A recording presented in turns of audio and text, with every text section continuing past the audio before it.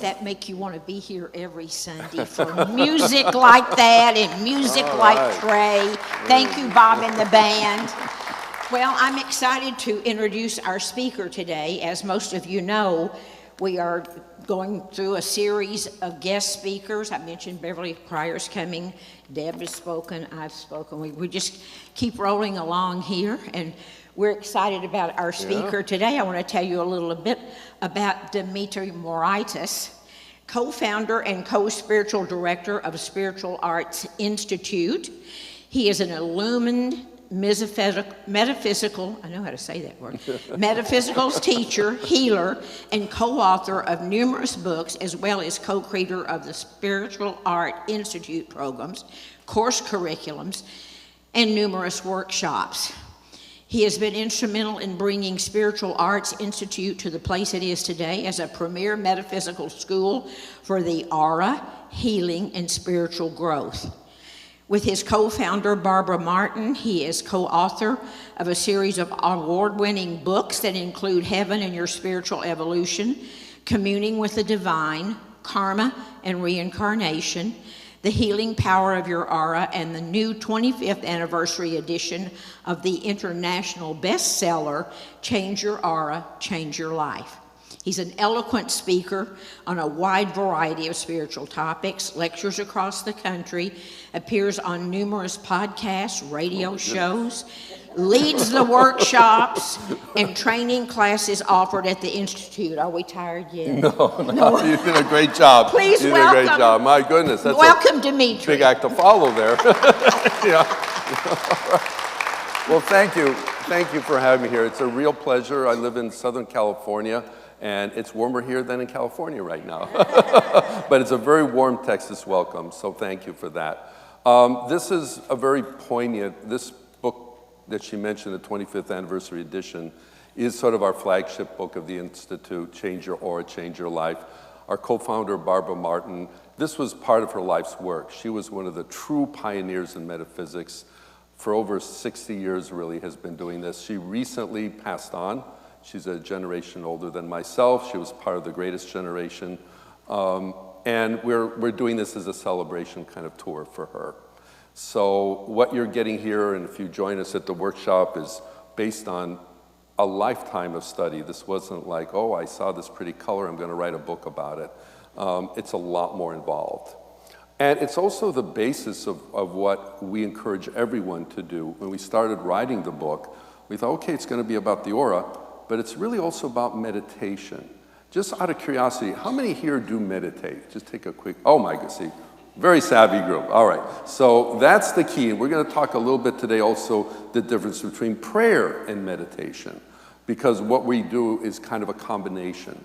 And if we're going to tap that spiritual bank account, there's a couple ways that we can do it, and I'm going to share with you one of those ways today. Now, a little bit, it's hard to talk about the spiritual bank account without talking about the aura. Now, I know the aura, a lot of talk has been about it, and quite frankly, some of it is not very accurate. You have to think, you know, we know about the light of God coming to us, right, and blessing us. You have to think of your aura as like your embodiment of that divine light, because it doesn't just come to us. As we permit it to, it becomes a part of us. And as we express it in our life, then we are expressing God's attributes. So we are sort of the channels of this light. And one of the definitions of the aura is it's the individual expression of the universal life force. So in other words, every one of us has an aura, whether you see it or not. It comes through how fitting we did the rainbow, somewhere of the rainbow, because you are all color. You know, if you saw your aura right now or someone else's, you would realize, oh my God, there's so much more to me than what I think there may be of me. And it comes through in different colors and hues, depending how you are attracting this universal life force by the way you're living your life. So for example, if you're a very creative person, there's a beautiful singing and music today, all that creative artistic energy, to be able to do that needs spiritual power. And that comes through in a particular energy from the universal life force. By the way, talent in the aura comes through as like a peacock blue. So there's a lot of peacock blue in the room today. And inspiration, where those great ideas come through as a powder blue. So if you're in the throes of writing some music or writing a painting or whatever, you will be attracting these energies because that's how you're using the universal life force. Now, on the other hand, if you're a scientist, you're going to be using a lot of the mental energies, right, to deduce your calculations and to decipher mathematical equations and things like that. That'll bring in a lot of the silver energies, the intelligence, the lemon yellow, the strong intellect to be able to hold the thought of all those equations in your mind. It's the same, it's a soul, but it's bringing in the energy a little differently. So no two auras are alike. Now, one of the very important things, and why we called it Change Your Aura, Change Your Life, is that we know to do anything in our life, we need energy, right? You can't do anything without energy. Well, we got to eat, we got to drink, we got to breathe, we got to do the basics, right? Those are physical things.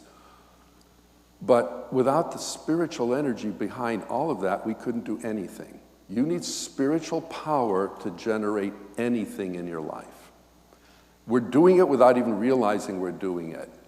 But when we do it in a more cooperative way, we can be even more expressive. So the spiritual law states, if the energy to generate something is in your aura, unless something interrupts it, by divine law, it'll show up in your life.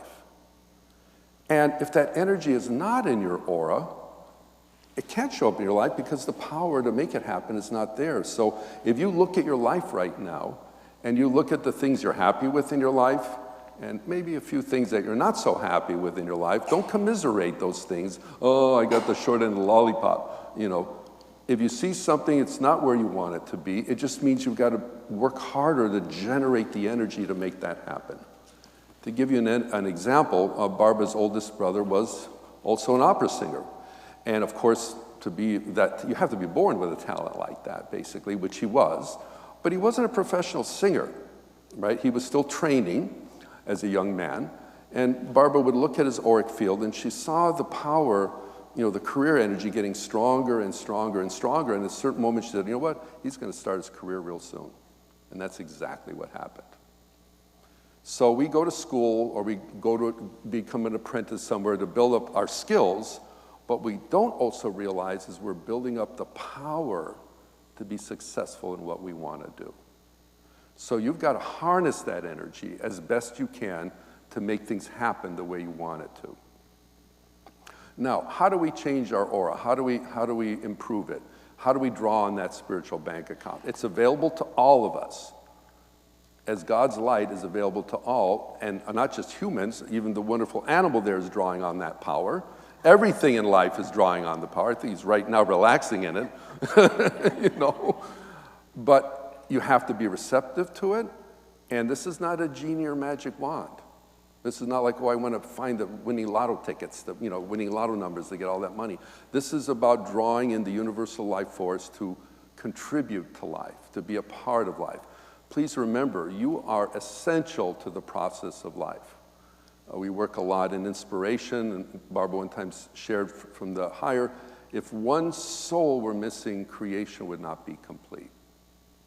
So please remember, you make a difference in the world, and like Gandhi said, be the change that you want to see in the world. If you can change something, do it. If you can't, pray for it, but still be active in life. So one of the ways we improve the auric field, because our aura is changing. Very interesting. Sometimes there's some very beautiful energies in the aura, and sometimes not so wonderful energies in the aura. For example, if we really get mad, I mean a real, like, we let it out, one strong outburst of anger can linger for 2 weeks in the auric field if unattended, and it's not a pleasant energy. We know when our blood boils, it doesn't calm down right away. That blood doesn't go back to normal right away. So be careful about what you're choosing to do. Was it really worth to get all upset about that? Did it really produce anything productive? Or was there maybe another way I could have handled that? You are responsible for your own actions. Another thing, if you keep pointing the fingers and say, see, the problems are all over here, all you're doing is victimizing yourself. We may not be able to change everything in the world around us, but we are in complete control of ourselves and how we handle those changes. And that's what's brightening the auric field. And the goal is to, as the songs say, eliminate the negative, accentuate the positive, and no Mr. in between, right? So we want to get that power moving more bright. One way we do it, we've been doing it from the beginning of time, is through every good word, thought, act, and deed. Every positive thing you are doing in your life, from a kind word, a kind gesture, really sacrificing something, is adding to your auric field. Even if you aren't getting the pat on the back, even if you aren't getting the gold star, oh, I did all this for that person, they didn't even say thank you. Well, you gotta be careful you're not letting people step all over you, but at the same time, when you truly gave without thinking, oh, I want something back, that's brightening your energy field. And it is being seen. In the Bible it says they shall be known from the rooftops, because in the world of spirit, you can see the energies easier. You know what the true intentions are of people. It's hard to hide your thoughts and feelings on the other side. So watch what you're thinking and feeling. It really does matter. And if you notice, I really don't have a pleasant thought right now. I'm really mad at this person. I'm really worried about this situation. One consistent worry, let's say you're worried about losing your job, regardless if that's a reality or not. The worry, if you're, let's say, spending months worrying, it can create a little gray cloud of worry in your auric field. And of course it feels like it's raining on your parade, but in a sense, you've unintentionally created that energy yourself. So instead of getting into the worry state, get into the proactive state. So every good thing we're doing is building up our auric field, so keep doing that, because God is seeing it, even if you're not always getting acknowledged for it here on live, right? Parents know their kids don't always appreciate all the parents do for them. Later down the line they will, but do you stop doing the right things for your kids? Of course not, even if they don't always appreciate it. So there is a bigger picture here. We really are accountable for the actions that we do. The things we do really do matter. So as we're doing this and going through life, we are drawing in this power from that universal life force. And it's trying to build up the auric field. They're trying to make it brighter and brighter and brighter. We've seen some of the pictures of saints or other holy people, and there's maybe the aura, the halo around their head, or this kind of oval shape around them. And that's an ancient depiction of the auric energies, because all the ancient mystics could see the aura. It was a cornerstone of the metaphysical work. You are forging your spiritual metal in your auric field, whether you are seeing it or not, but you don't need to see it to work with it, you just need to work with it. And that's the second part. So by every good word, thought, act, and deed you are earning. We know all the great spiritual traditions, they all emphasize conduct of living, right? It's the Eightfold Path of Buddha, the 10 Commandments, the Golden Rule. All of this is telling us, pay attention how you're living. It really does matter. The other is, keep paying attention to what you're doing, but you can, with effort, consciously call on the spiritual powers. Make a direct appeal, shall we say, to the divine. Draw that energy into your aura from that divine source, and then do your best to implement that energy in your life. Now let me give you an example of this. So let's say you are looking for a raise at your job. It's long overdue. You've certainly earned it. But for some reason, every time you're ready to go into the boss's office, you chicken out. Just for whatever reason, you don't do it, right? Now, in the auric field, fear shows up as kind of a debilitating gray energy. It's not a very happy energy. And the problem with fear is it tends to make you want to do less. Fear makes you want to not do something. It has a paralyzing effect. We have to conquer that fear, right? You fall off a horse, get right back on it. Or you may never ride that horse again, as the saying goes. That means you have to conquer your fears. Job said, that's what I fear most has come upon me. At every point in our life, we have to face things that we are afraid of the most. And that's like a test to overcome. Now, the energy of confidence, and we see some, and maybe you have that, you are confident. Yes, there's maybe a hesitation, but you're not afraid to go out there and try things. that comes through as a golden light, a beautiful, dynamic golden energy. So let's say, okay, I'm looking for that raise, and I've got to get the courage up to go in there and ask for it, because the boss just isn't giving it to me of her or his own free will, so I have to find out what's going on there. Sure, if I really say, come on, this is the day, and I kind of psych myself up, I could go in there and do it. Sure, we've done that many times in multiple things. But if the power to make it happen needs to be in your aura, you can, through meditation and prayer, which I'm going to get to in a moment, you can draw that energy of the gold, the confidence, into your auric field, so that you're essentially pumping your aura up with this confident energy. Now, when you first do it, it's like a gift. It's like an act of grace.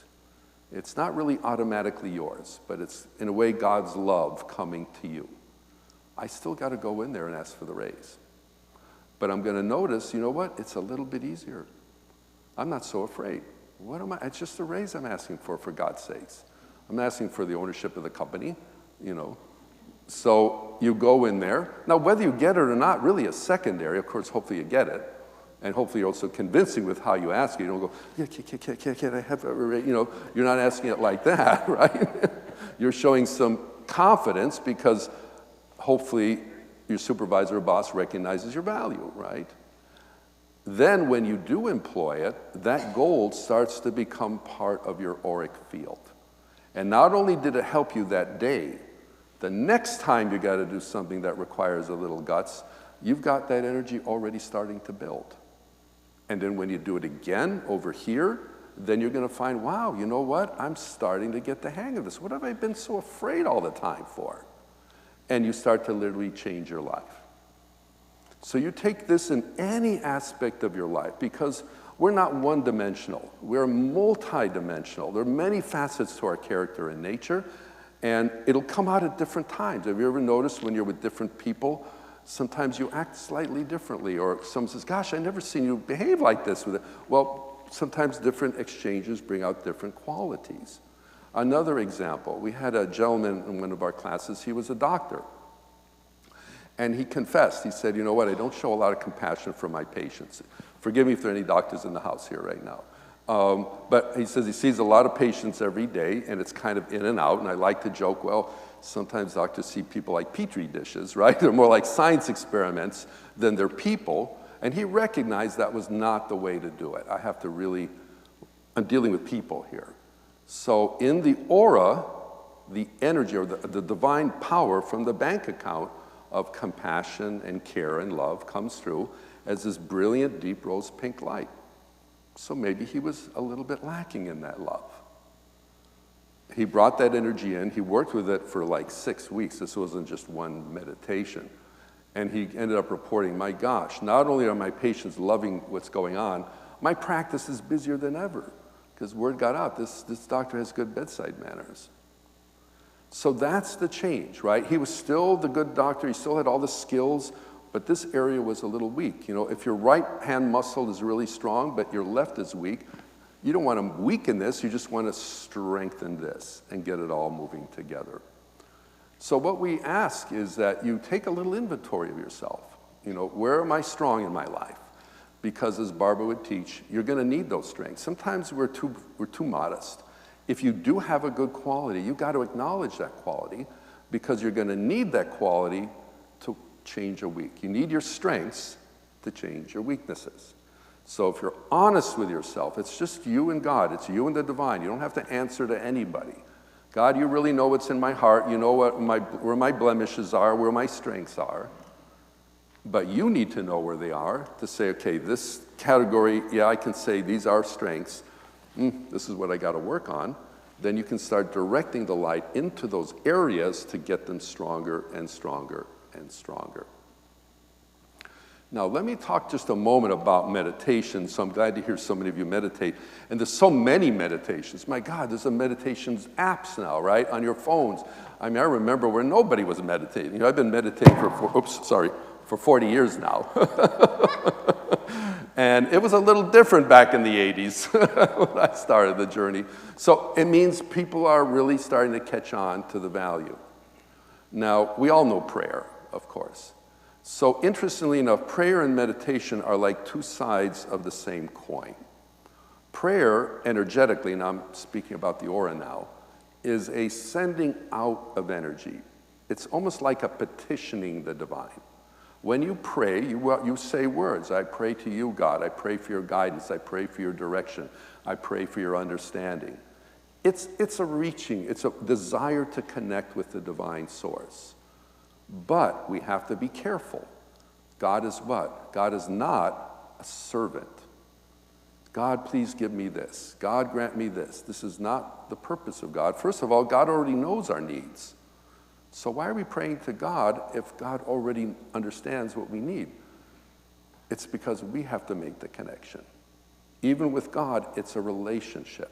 It is a two-way street. It's not a one-way street.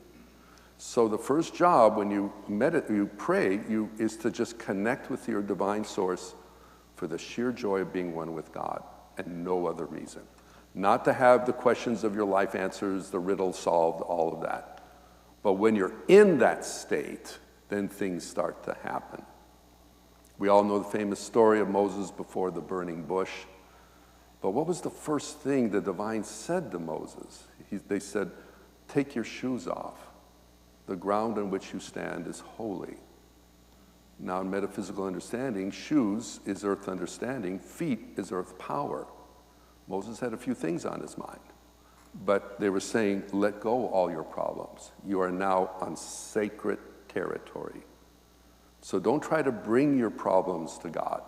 Put them on the altar of God, let them go so you can connect with the solutions. You're trying to get to the solutions.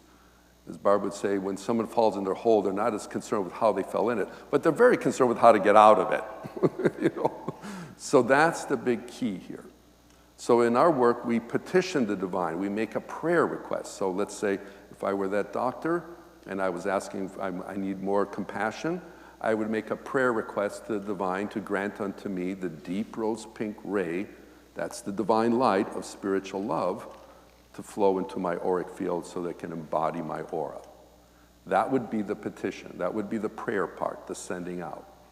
Then the complement to that is the actual receiving, the drawing into your auric field. So you made the prayer request, then you actually step into that state of receiving that power, and that happens for each of us individually differently. So when you meditate, I know some people say, well, I just walk on the beach and I meditate, or when I'm driving my car. Well, that may be a reflective mode, but that's not meditation. In meditation, you're physically still, your body is still, but you are alert, and you're also not distracted.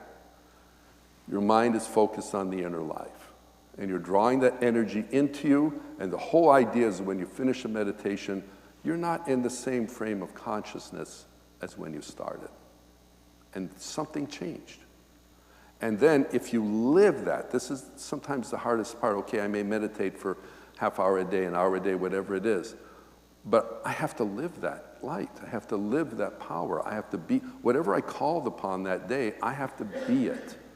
And this is why we do recommend daily meditations.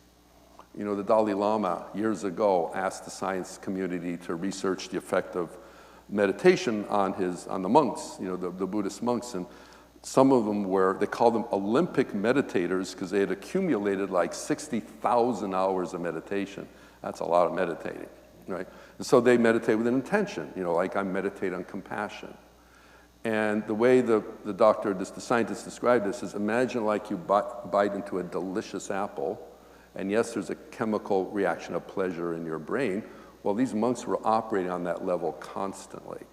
And then when they went into meditation, it really went even further off the charts. And they deduced at the end of their studies, if you meditate every day, sincerely, for half an hour, within 3 months, there's a discernible change in your brain. You're actually starting to rewire the process of your brain to bring this meditation more a part of you. And what we encourage is it's like tithing. You know, tithing, you're supposed to give what? The first fruits of the income that come to you, not after you've paid all your bills. Same with meditation. You want that to be the centerpiece of your day, and then watch everything else kind of flow into place. I know the two big complaints we get is I don't have time to meditate, or I can't focus my mind in meditation. The time we say, well, if meditation is your one-on-one time with the divine, are you saying you don't have time for the divine? You're just too busy? God, you know, I'm really busy. A week from Tuesday, it's just you and me, buddy. No, it doesn't work like that, right? It's got to be the centerpiece of your day. And as far as concentration, our mind is like a muscle. And some of us just have developed that muscle better than others. So there's some that can focus on something and not deviate no matter what's going on. Well, they got their mental muscle strong. If you notice, no, my mind does kind of want to go here, here, and here, it's just like a muscle is strengthened. Okay, you can center yourself. There are even, again, on your phone, concentration apps to learn to focus your mind without deviation. That's what you want to be able to do. So when you're in the meditative state, that's all you are. You're nowhere else. And then when you finish, then you're done. So kind of wrapping this up a little bit, there are many, now we all know about the white light, of course, and white light is one of the most sacred energies to call upon. It brings in the purity, the divinity of God. It's a very uplifting energy to call on. If you've been feeling like I'm just kind of engulfed by the cares of my life, working with that white light can kind of almost like a cloud lift you out of it. In consciousness, you can take care of it. But there are many, just like there are many colors of the rainbow, there are many shades of color. Each one in the spiritual domain reflects a different quality of the spiritual life. And they do break down into two basic categories. So all the light comes from the divine, ultimately. But once it's in us, then we can choose to use it. We have free will, and we can choose to use it as we want, and we don't always use it constructively. So if I brought in, let's say, that lemon yellow, which does bring in good mental powers, but then I splice my brain on all sorts of crazy stuff, or I become a couch potato, I don't use that brilliant energy. That beautiful lemon yellow can depreciate to what we call kind of a dirty, creamy mustard. This shows lethargy, confusion. I can't pay attention to anything for more than 3 seconds. See, I took the force, but I used it in a way that was not as constructive. So this is why we always want to be truthful with ourselves. Okay, if I've got an unhealthy thought, an unhealthy emotion, I've just got to turn it around. You know, I've got to turn it around. Start with you. Don't worry about the other person. Start with you, and then things can move better. I'll leave with one other little note on that way. When Barbara first taught me some of these principles years ago, I was in the film entertainment business. It's a pretty emotional, crazy business. And she had taught me, I hope some of you can come to the workshop, there's a chakra here by your navel. This is your emotional center. This is where energetically your emotions radiate. So right now, the things you're feeling at this moment, as we're sitting here together, is radiating an energy according to the quality of your feelings. Are you feeling happy? Are you feeling sad? Are you feeling lonely? What are you feeling right now? That's radiating here. And often, Barbara has shared, this is a little bit the weakest part of the aura because we can get emotionally upset too easily, or if someone else is directing emotional energy to us, we can overly react. And I'm in the film biz, I was going into one of these meetings, and it was crazy emotional energy, like a storm you walked into.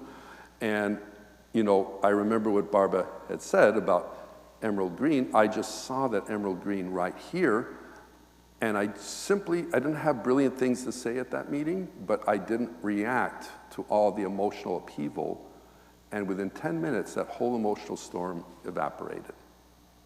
So sometimes you just being energetically centered, you're the catalyst for change for others, and you can help make change for them. So I want to leave you again with the idea that you do have this tremendous power at your disposal.